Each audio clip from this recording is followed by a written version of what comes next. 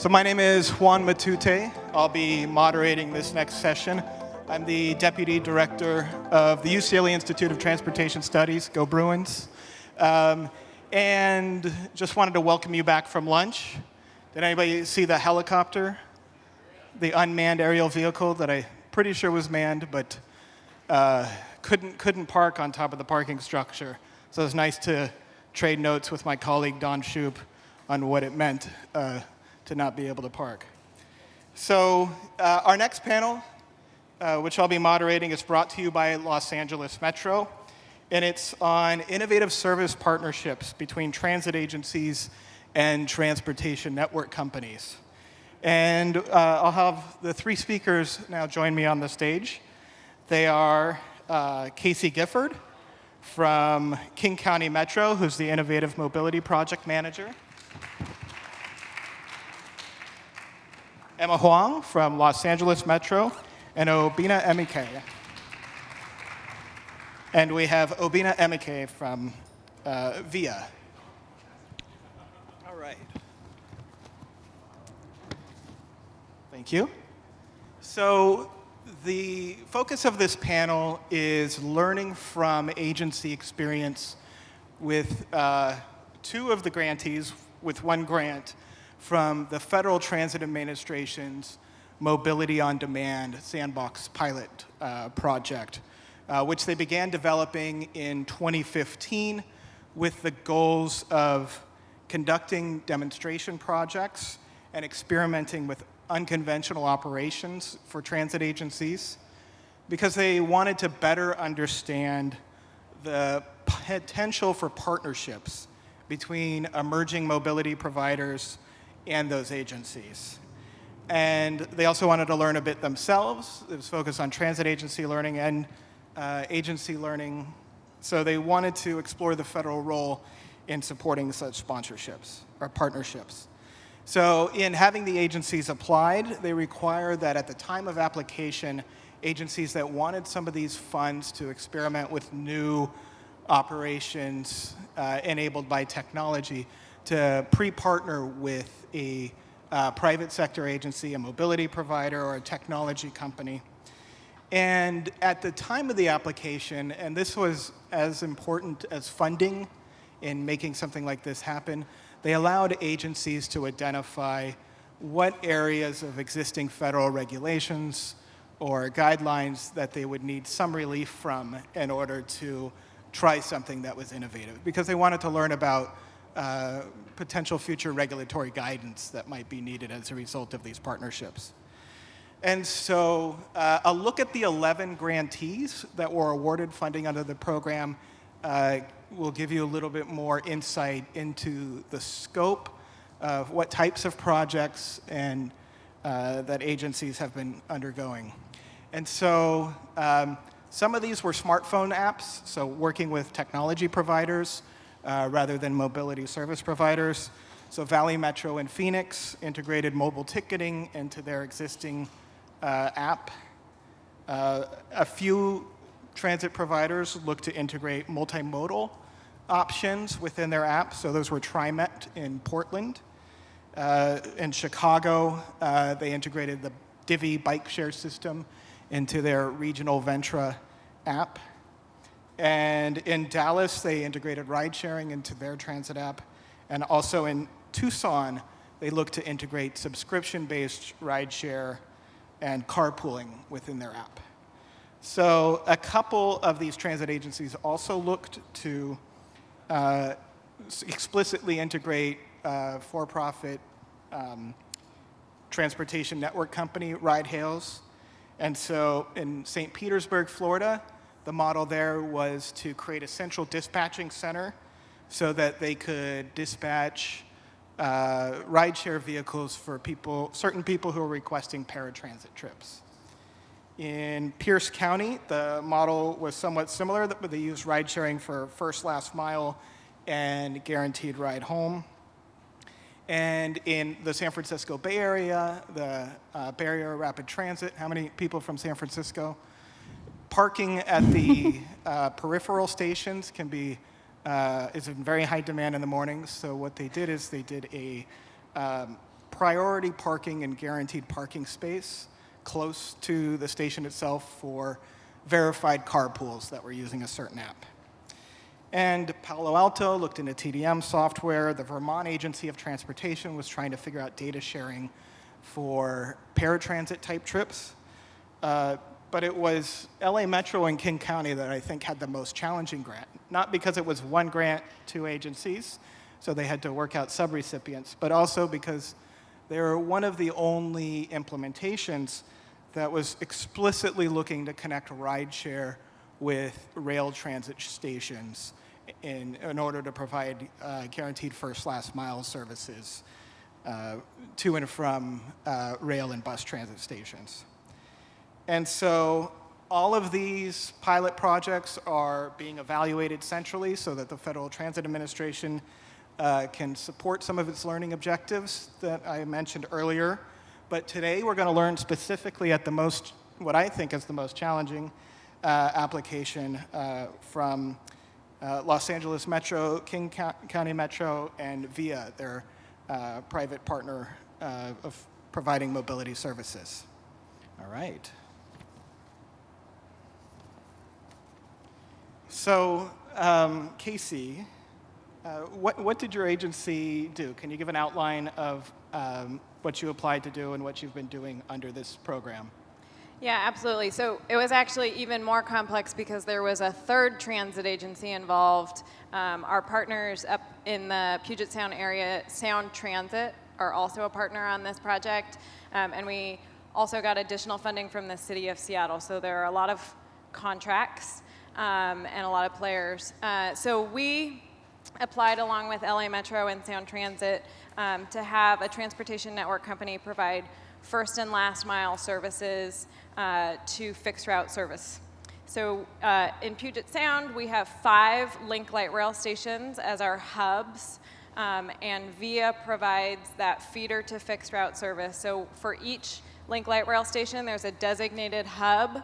At 4 of the light rail stations, the 4 that are located in the city of Seattle, as I mentioned, we got some additional funding. They have all-day service. So the schedule for this first last mile service matches that of Link Light Rail. So that's 5 a.m. to 1 a.m., 7 days a week. For Tukwila, which is outside of the city and doesn't have that additional funding, it's only peak only. But riders can request rides on demand using the VIA app.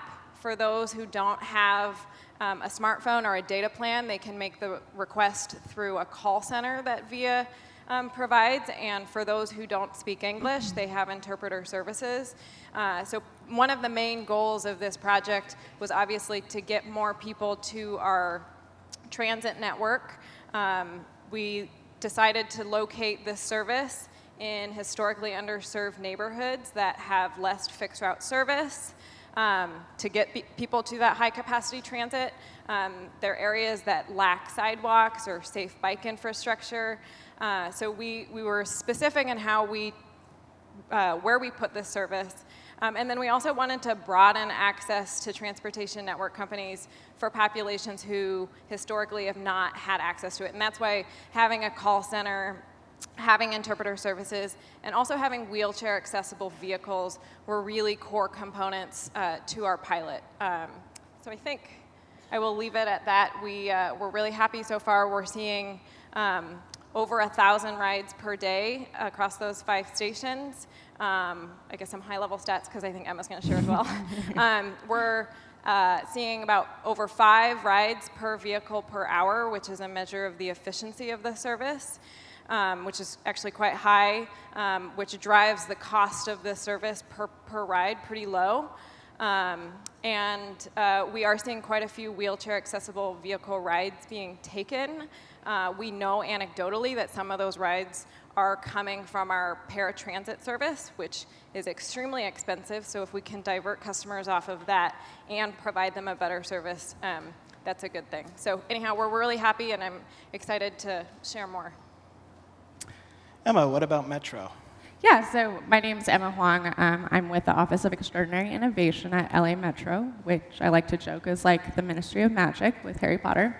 But we're tasked with incubating innovative ideas, and one of those ideas was partnering with a transportation network company and really trying to expand the benefits that TNCs bring and combine that with the obligations of a public transit agency. So in 2016, when we were applying for the grant with the FTA, if you're ambulatory, if you have a smartphone, if you speak English, if you can afford it, you could request a TNC to come pick you up and take you to or from our stations, no problem. But that excludes a really large population, and so we were really incentivized to partner with the TNC to find out, can we push the TNC and partner with them and figure out what are the levers we can push and pull to produce a service that basically services those people that are the most disadvantaged. And so we partnered with VIA, and we're providing a service that's very similar to King County Metros.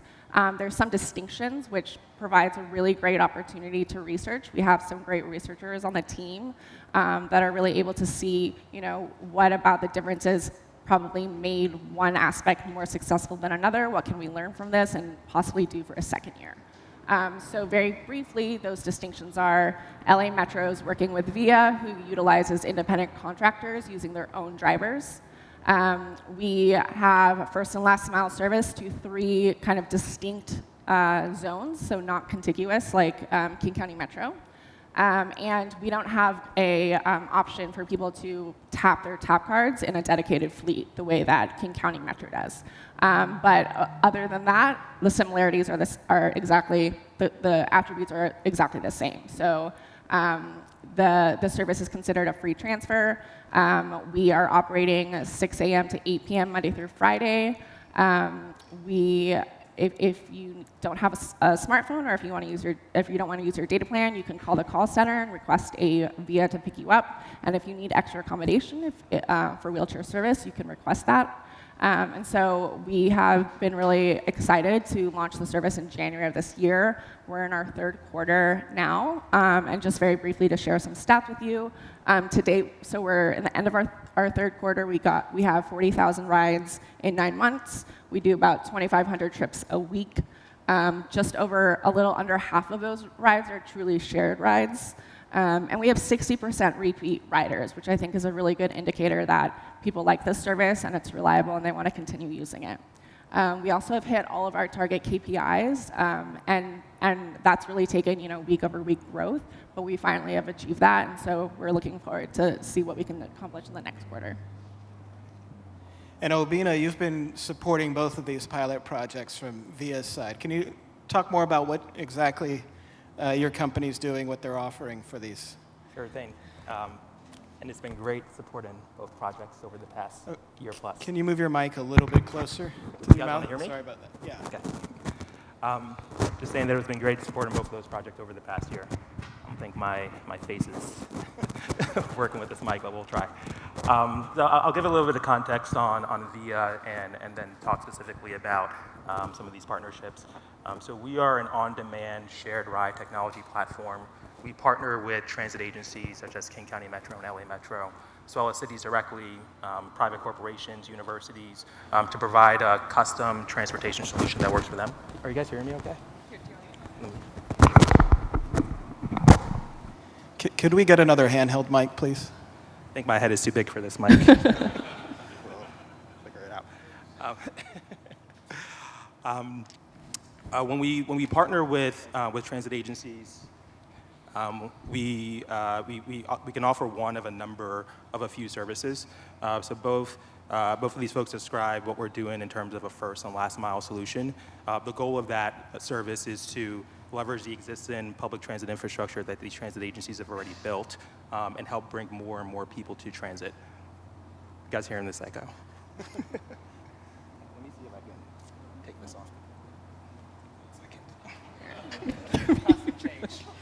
It's a good thing I know Obinna. This is good. It represents a pivot, and I think we'll learn about the importance of pivots in pilot demonstrations. We're very adaptable at VIA. You never know what's going to happen. You have to learn to adapt in the situation that you're in. So we offer first and last mile services, such as the one that we're doing with King County Metro and LA Metro, as well as services to help address issues in transit deserts. So we have a service in Arlington, Texas, where we are the only public transit option. You can use the service to get anywhere within our zone. We do use case specific services, such as a service with in Massachusetts, where we're doing a service exclusively for seniors to help address their senior mobility challenges. And then we also do corporate and campus shuttles to help employees and students get to and from the university. And the way that we're working with LA Metro and King County Metro, we're offering our transportation as a service offering, which is a solution in which we try to provide a turnkey solution to help address all aspects of transit that's needed. So we recruit the drivers, we get the vehicles, we market the service, we provide support directly. There's opportunities for the partner to take on some of those pieces or help out with some of those pieces, but we take the approach that we're going to manage the service completely for them.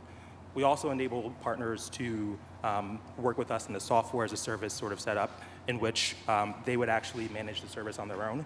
We would still give them guidance and advice on pricing, marketing, driver acquisition, and just how to use our technology modules, but they are operating the service directly. As Emenike mentioned, we started service with LA Metro in January this year and King County Metro in April. Both of the services have been a great success. I think we've hit every single one of the KPIs that we set out in the beginning of the contract, which is awesome. And the service continues to grow. So we've been excited to work with you all and look forward to continue to do it. All right, thank you. So now that we've heard about what you did, my first question is, why would you want to do this? It seems like it could be challenging, it's different. Could create friction within the organization, understanding that there's now mobility services being provided by a third-party company. What major agencies want to try something like this? Okay, I can go first. So King County Metro is transitioning into becoming a mobility agency. We know that a 40-foot bus is not going to be the right solution for every neighborhood at every time. So this is one way that we are piloting a new type of mobility option to complement our fixed route system. Again, in neighborhoods that don't have great local service and don't have great walking and biking infrastructure. And we're trying to figure out how we can be friends with transportation network companies and how we can complement one another so that people aren't taking an Uber and a Lyft, all the way into downtown, but instead are using VIA to connect to our Link Light Rail station and then go into downtown. Yeah, similarly for LA Metro in 2016, we recognized that a lot of TNCs were kind of emerging, a lot of new technology, and I think the FTA recognized that public transit agencies were really grappling with what to do and how to work with these companies, whether they are our competitors or whether they're our partners. And so the Sandbox was a really great opportunity for LA Metro to test a partnership, a business model, and also a new service. And then secondly, I mentioned this earlier, but we felt that TNCs kind of excluded a really large population that was really kind of intrinsic to our service. And as a public transit agency, we're funded by public dollars, so we have an obligation to provide service to a very large constituency. And so we wanted to test whether we could do that with VIA. And then thirdly, at the time, there wasn't any sort of robust data sharing agreement that a TNC and a transit agency had achieved. So that was really important to us, and having that TNC really own the wheelchair accessible piece, we hadn't seen that. And so those were kind of our goals and motivations for pursuing the Sandbox grant, and then for ultimately working with VIA that was able to meet our criteria. For VIA, what was the motivation to work with these two agencies in particular? For us, this was just a natural extension of our mission and the type of business that we'd been building. We'd always been focused on efficient shared rides from the moment that we were launched over 7 years ago. I thought somebody's clapping. It's like, yeah, woo, shared rides. And we wanted to use this technology. We feel like we have the best-in-class technology when it comes to efficient, affordable shared rides, and we wanted to use it to help others enable more efficient rideshare services in the context of public transit. So for us, this is a natural transition or a natural extension to what we've already been doing. We have always taken a collaborative approach in working with public transit authorities, working with cities directly. We never want to clash with cities. We want to work in partnership with them to help them address their transportation needs. So when these opportunities came up, we jumped on them. All right, thank you. So this is something that is fairly new, especially at the time of application, and so there's not a precedent from which to point at and say, this is how this should work. So I'm interested in how you decided to evaluate the success, or how you would measure the success of this project. You want to go first on this? So once we found out we got awarded the grant and we actually had to scope out a project and reach a contract with VIA, it was really important to us to establish ahead of time what our project goals were. And with those project goals, we assigned some very specific target KPIs that would be used to help us decide if we were meeting those goals or not. That was a very difficult thing to do because at the time there wasn't a good kind of benchmark indicator for what target KPIs you should be using for a first and last mile on-demand service in LA County at the 3 zones. There just wasn't a really good comparison. So we had to work with VIA and do a lot of research of what we were seeing in other markets. But basically, we tied our scope of work to those KPIs. And with a robust data sharing agreement, we were able to really monitor, how close are we getting to those KPIs. We've exceeded those KPIs. We've built in flexibility into the scope that allows us to adjust those KPIs so we can keep on improving. And so it's an iterative process, and I think those qualities are really what you have to do when you are scoping out a project that's never been done before. Casey, do you have anything to add? Yeah, so in addition to all of the data that we're getting from VIA, which has been super helpful in analyzing the success of the pilot, King County Metro is also doing quite a few listening sessions with different community groups to get more into the qualitative analysis of how this service is benefiting different populations and who it's not benefiting, and where we're doing things right and where we have room for improvement. So, for example, one of the lessons that we've learned is that I think we did well by providing wheelchair accessible vehicles, but in speaking with the disability community group, we learned that we still have some room for improvement there, and in better serving people that are blind or who are deaf.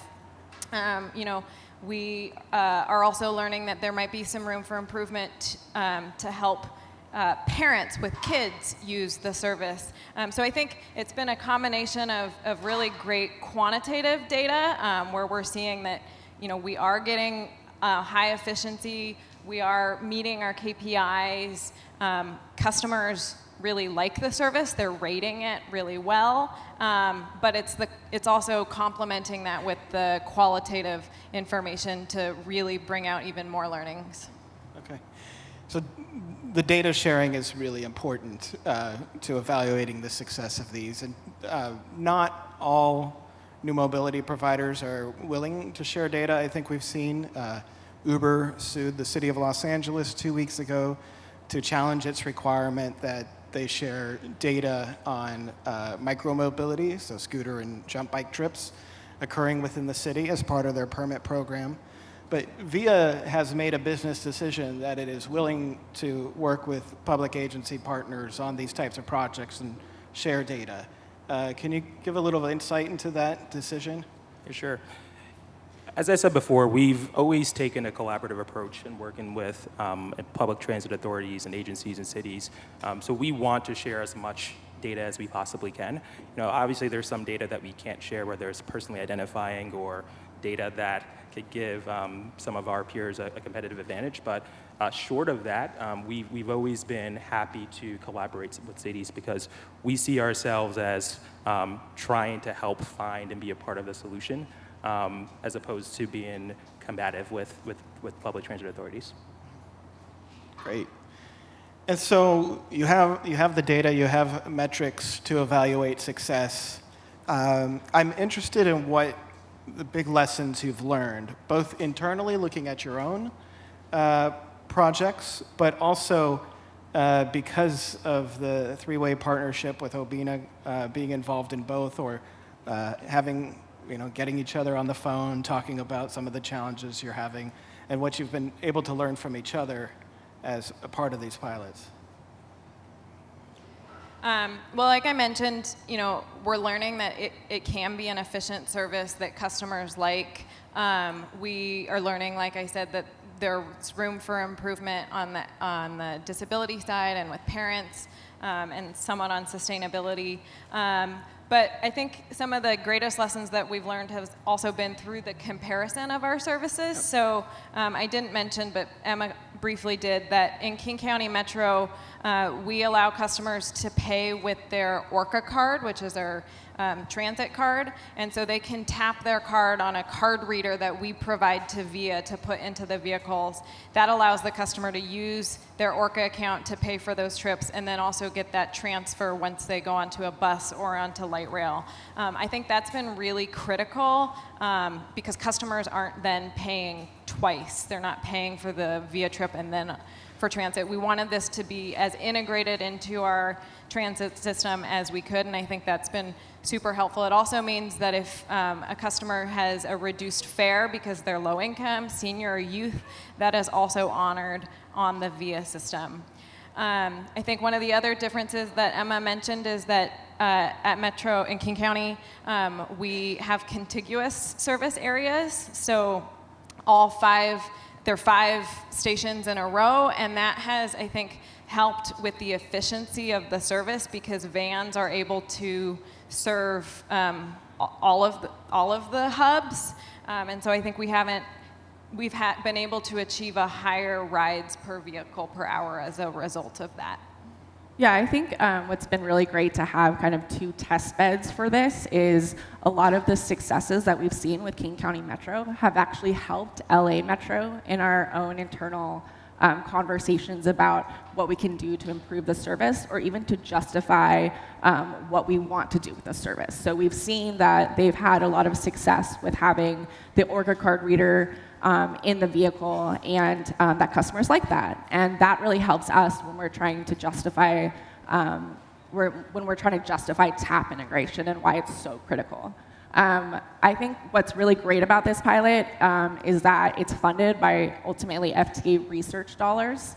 And so we have made an effort to have dedicated research done on this. So a lot of the lessons learned are being documented right now and published through the Eno Center for Transportation that is working with a bunch of academics, UCLA, University of Washington, University of Oregon. So they're documenting not just the outcome, but the process that we went through in order to get to where we are. So I think that that's been really helpful. And then I think another huge lesson learned is just the value of a pilot and having to really use that to sell the pilot within the agency and also within the public. It's a pilot. We are doing research on this. We don't have any kind of preconceived ideas for what the outcome is going to be. We certainly want it to be successful, but a huge lesson was that we're not going to see immediate success overnight. I think people are used to the idea of a soft launch, but in this case, from week 1 till the end of the third quarter, we've seen a 15-fold increase in our trips. So it's really important to be able to speak to the most recent numbers, because if you're drawing on an older document, that information is outdated very quickly. One thing I'll just add on top of that is one of my big takeaways from this service is that it's really important to tie the overall objectives of the service to the service design. So they both mentioned that King County Metro has contiguous zones, whereas LA Metro has separate zones. For LA Metro, it was important for them that they're serving communities that have fewer transit options. And for the communities that they wanted to serve as a part of this pilot, their communities were a bit more dispersed.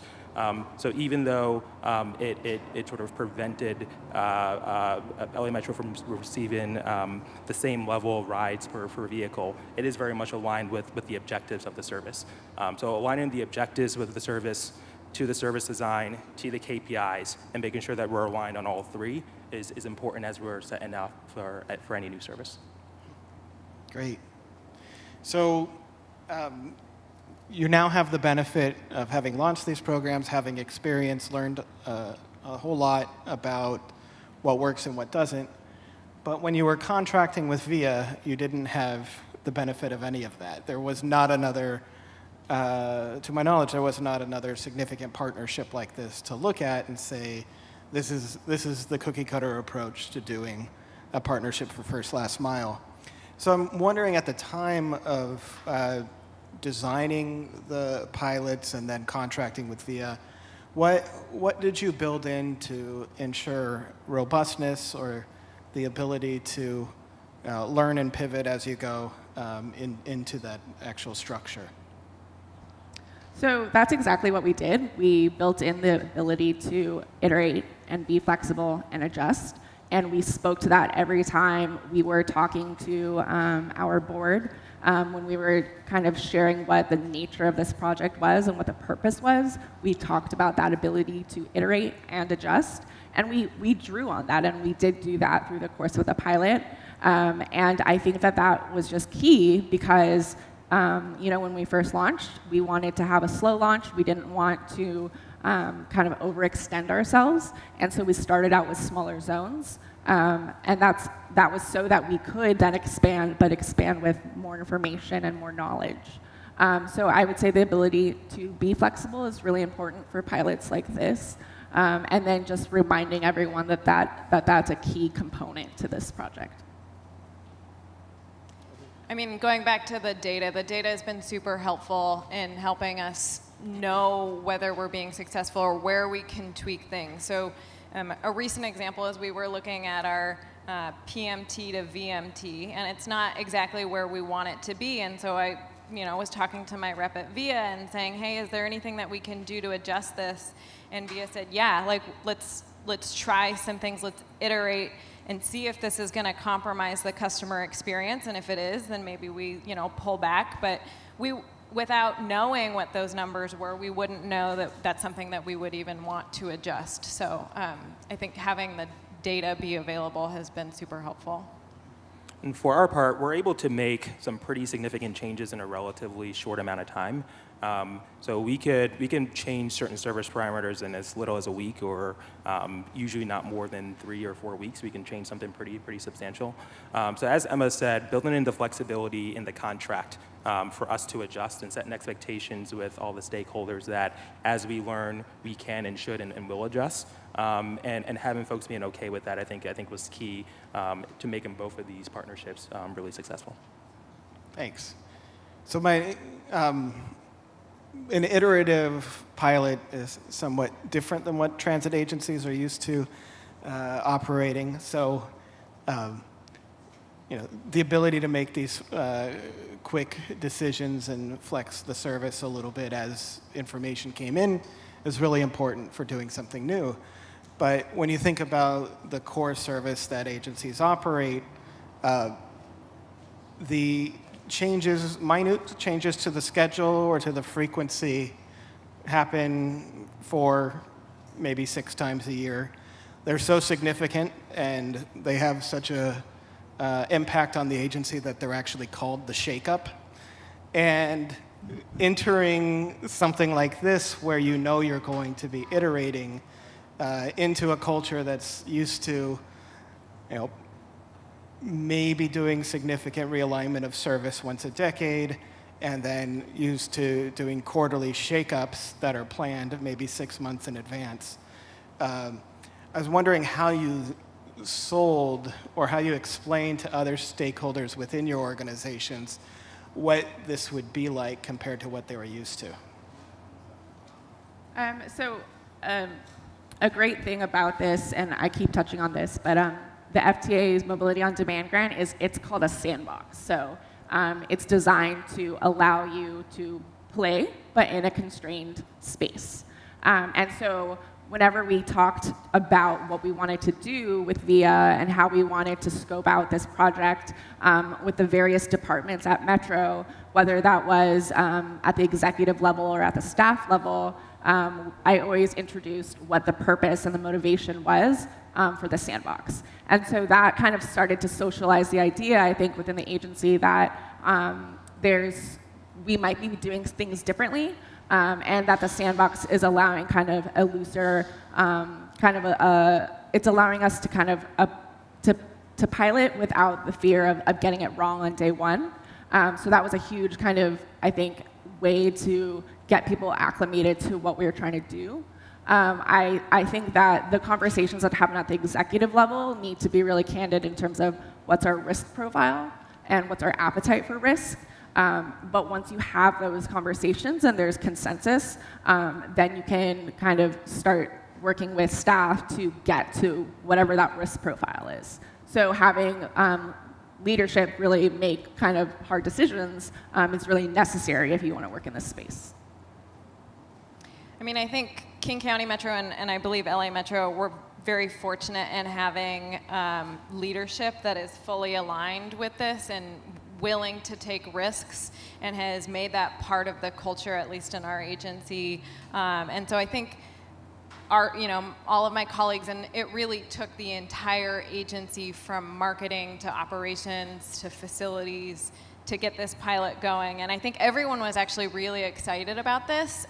Pilots are something that have been part of King County Metro for a long time. This is actually one of our shorter pilots. We typically do 2-year pilots, and so I think there was more of a tolerance to try things out maybe than some other agencies, and I feel fortunate to be part of that culture. That sounds great. So I'm wondering how this experience has informed some of the things that your agency is looking forward to doing. So maybe new pilots, new service adjustments that are looking forward, to the extent that you're able to talk about the future plans of your agencies. I'm wondering what you can share about how what you've learned is informing the future. So we're starting to look at our whole mix of services. Like I mentioned, we're becoming a mobility agency. So we're using this pilot as more information to help us learn when and where flexible services make sense to complement our fixed route service. So as we do service redesigns, as we're redoing our service guidelines, this pilot has helped give us more information to set targets of, we didn't really know, what's a reasonable wait time or what's a reasonable rides per vehicle per hour, and now we have a better sense of that. We also have some better information about when and where these services make sense. Our Via to Transit is one of 3 pilots that we have in King County, and so we're able to look at how these are deployed. And one of, I think, the more interesting lessons that we've learned is that we used Remix to compare in these areas how many jobs someone could reach with a 60-minute fixed route transit commute versus a 60-minute fixed route plus first last mile commute. And it's in the areas where the first last mile service provides more access to jobs that we're seeing more of the rides happening. So I think it further underscores that these services can, in areas that don't have as good of local service, and can provide more access to jobs. That's where people are going to use the service more in those areas. So I am in a blackout right now for microtransit, so pretty limited on what I can say. But we did have kind of an analogous or parallel project team working on a microtransit pilot. So that is slated to come out next year to be in operation. And so a lot of the learnings that we had with our partnership with VIA kind of directly fed into how we scoped out things with microtransit. So it was really great to have kind of a staggered approach or timeline to these pilots, so that the partnership with VIA was a little bit ahead. It's on the ground right now, and we can kind of really definitively and immediately be a little bit more informed when we're pursuing our microtransit service. I think also built into our contract with VIA, we have an option to extend the contract for a year. That would be outside of the confines of the sandbox. And so, if we choose to exercise that year, I think we're going to take everything that we've learned so far and make adjustments and make the service even better. We're going to try to make it look a little bit more like King County Metro service, but that's something that we want to do. But it's kind of gonna depend on a lot of things. But I think just having that option has been really powerful. And Obinna, I'm wondering if, as a result of this work or other markets and partnerships that your agency is involved in, if you've had more potential partners approaching VIA saying, hey, we've seen this, we've seen bits and pieces about what's going on, or we're aware of the partnership, and we want to look at working with you. So I'm wondering if you can apply what you've learned specifically with these two towards new market opportunities. Of course, and we have already. We keep on growing our partnerships business. We now have 90 partners around the world in which we're doing a first mile, last mile service, microtransit service, a host of other services with. So we learn from each of those experiences and take those experiences to make each of our partnerships stronger and better. In addition to this type of on-demand first, last mile or microtransit service, we're also increasingly looking to partner with public agencies to do other types of mobility. So we're going to do, we're providing transit services for New York City Department of Education for their school buses. We're going to launch a pretty big pre-scheduled paratransit service in Southern Virginia early next year. So we're looking for more and more ways in which we can work with more agencies, because we like working with you guys, and we're hoping that we can use our technology to help out in other forms of transit. Great. So my next question is about the geography and the transit network between the two cities. So in Los Angeles, you have what can somewhat be described as a radial network, although there are some exceptions like the Green Line. And in Seattle, you have the single line right now going up to the University of Washington from the south. And so the nature of trips on these systems, with Seattle, it seems like there's, especially the way the pilot is designed, there's a downtown focus in terms of trip destination and in terms of how the rail system's designed as well. In Los Angeles, it's you can use the system to go downtown, although there are a lot of commutes and trips in Los Angeles that don't end in the downtown. I'm wondering, with the first last mile extender, something like VIA, if you noticed any differences in how, definitely the contiguous service area in Seattle, but just differences in how people used it, how they experienced it, when it wasn't just, oh, this can help me get to this destination. It was more, oh, this can help me get to this plethora of destinations that are on the rail network. So I guess perhaps Emma, if you have thoughts on that. So I think the reason we chose where we piloted the service was we were looking at areas that were high minority, high low income populations that maybe didn't have good access to transit. And so we basically established certain thresholds for that and then worked with VIA to identify exactly where those service zones would be. And then we also worked with our service planning team to determine, where were they having difficulty to provide good service and where could VIA kind of be a good complement. I think we also kind of purposefully designed it so that we were testing service to and from a BRT line, a light rail line, and a heavy rail line. And I think we've been surprised by some of our findings. Our El Monte station, which is a BRT line, has seen the most popular ridership week over week. And we had anticipated that North Hollywood would be the most popular. And so we were surprised by that. I think, when we look at King County Metro's pilot and how they use contiguous zones, we definitely think that makes a lot of sense, but just given kind of the geography of LA County, that would be very difficult for us to do kind of across the county. But it's something that we're thinking about. And Seattle in particular has a very robust central city organization that's looking to reduce trips into downtown Seattle. I'm wondering, were they messaging as well about this opportunity, or was it something that was solely shouldered by the transit agency and communicating the availability of this pilot? So the city of Seattle has put in millions of dollars into this pilot as a way to encourage people to not bring their personal vehicles into downtown Seattle. We are in the midst of major traffic issues in the next couple of years in Seattle, given construction and just many different things. And so that's why they funded this pilot.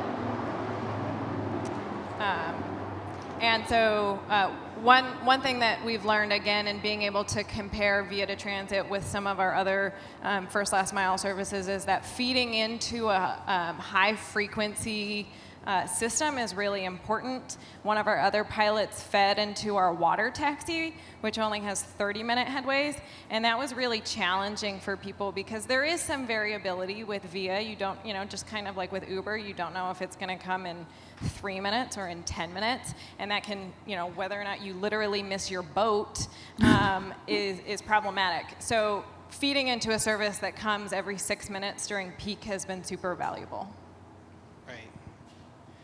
And so I do have another question. They're all related, but a little less related, and specifically about the mechanics of how wheelchair-accessible vehicles worked. I know this is a big concern of any mobility partnership, particularly within the auspices of an FTA grant, and thinking about the requirements for universal access with FTA program funds. So I'm just wondering if you could give a little bit more insight into how that works for users in these zones. Like how are they connected with that type of service? So I think this is also, that part is similar between our pilots, but we use different vehicle models in LA versus in Seattle. So in Seattle, because we wanted people to be able to pay with their Orca card, our Orca card system is actually quite old, and we're working on getting a new one. But for right now, you physically have to tap your card on a card reader in order to make that transaction work. So we had to put card readers in the Via vehicles, and those card readers are very precious. They don't make them anymore. In fact, King County Metro buys them off of eBay and fixes them with duct tape. So anyhow, we couldn't have them going into people's personal vehicles. And so we have a dedicated fleet of vans that drivers rent from Avis. They're Toyota Siennas, and 3 of the 18 vans that we have are wheelchair accessible vehicles. So a rider in their profile on the either in the Via app or when they call a call center to set up an account, they can request mobility assistance. And when they request mobility assistance, that means that they will get one of the wheelchair accessible vehicles,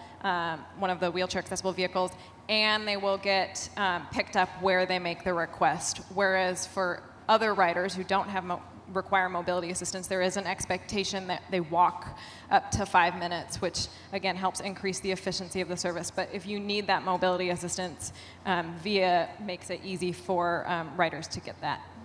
We also include a number of parameters that prioritize those vehicles for wheelchair passengers, or kind of better said, it deprioritizes it for non-wheelchair passengers to make it more likely that it's going to be available for wheelchair passengers, because we are concerned in all of our services about wheelchair passengers having equivalent levels of service.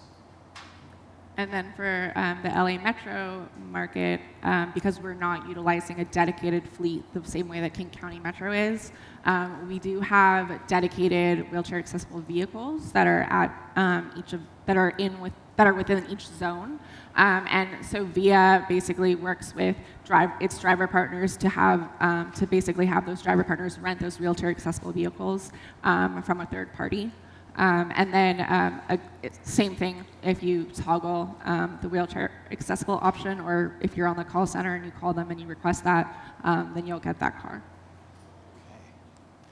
All right. So I'm wondering if in closing you could provide 2 to 3 pieces of advice to an agency that's looking to take the plunge in doing something like this. So from what you've learned through this experience, what you would recommend for someone else who's looking to start this experience? I think it's really important to be super clear what your objectives are when you are pursuing a pilot. So not to pilot something just for the sake of new technology, but to actually have a use case in mind that you are very interested in testing. For us, data sharing was huge, and wheelchair accessible service. So if we couldn't find a TNC provider that was willing to work with us and having a robust data sharing agreement and really owning and managing that wheelchair accessible piece, then we weren't interested in doing the pilot. And sticking to that and being really clear really helped us kind of advance the pilot and find VIA as a really great partner to work with. So being really clear with your objectives. I think you have to get comfortable with the unknown. So in this case, we were, like I said, launching a pilot that really didn't have any good benchmarks or comparisons for what you considered a success. And I think that makes people uncomfortable.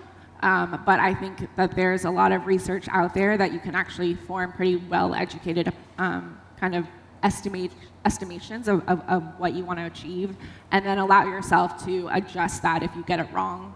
And then the third thing is just to really lean into what a pilot is and have some research done on it so that you can learn from it and help others also learn from it. I would echo everything that Emma just said. I would also say that back to the risk part, at Metro, our leadership has outlined what our risk profile is, and we recognize that there is a risk in not doing these types of things. Transit across the country is losing ridership. Our customers are expecting a higher level of service, and so the risk of not taking those risks, yes, there's risks in terms of liability, there's risks in reputation if it's not successful, there's risks in also operating an outdated service that people don't want to use. And so we're trying to find what the right balance is, and pilots like these help us get more information in order to inform that. I would say that, at least for our part, we have the ability to be pretty flexible from a technology, operations, regulatory, data reporting standpoint. As I've had conversations with a number of transit agencies and cities, I felt in some cases that there was a misconception about what the service could be. We operate as a TNC in most of our transportation as a service partnerships, but we don't look and feel like a TNC, or at least what the TNCs that most people are accustomed to. So we can do things like FTA drug and alcohol testing, such as what we're doing in King County Metro and LA Metro. We can adapt our service in a way that kind of helps in the minds of some of these folks that are thinking about taking the plunge, kind of de-risk the service by adapting it in a way that would make them feel more comfortable. So just ask. You can probably do it. And it seems that that ability to customize service to the needs of the public agency partner is a model that we're starting to see replicated in micromobility with certain companies more apt to say, we want to partner, we want to work with you, and others, suing the city. So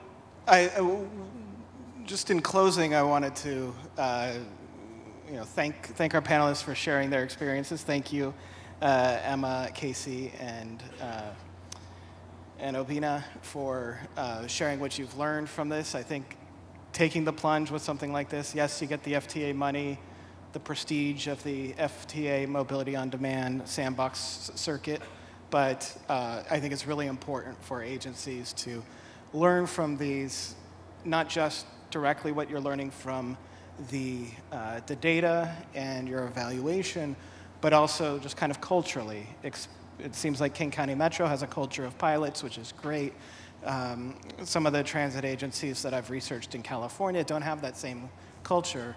And when you don't have that, it's just hard to experiment, innovate. And so, occasionally you have a forward-looking CEO who develops a Office of Extraordinary Innovation and says, you are in charge of this, I own the risk, you make it happen. And that can be necessary for an organization that doesn't necessarily have this culture of pilots.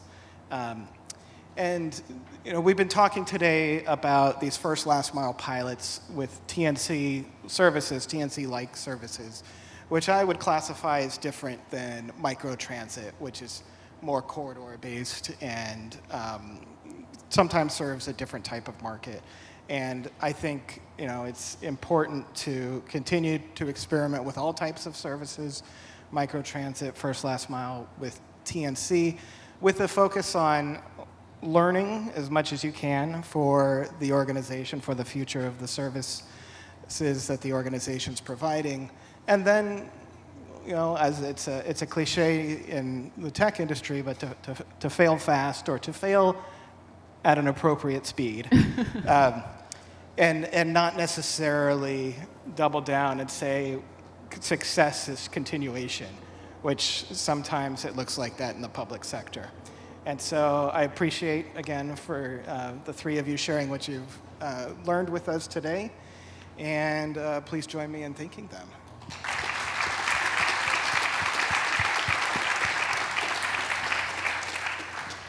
So I don't believe there's another program in this tent until 4:30 or 3:30 or so. So you're welcome to enjoy the expo outside, some of the other programming in the breakout stages. Thank you.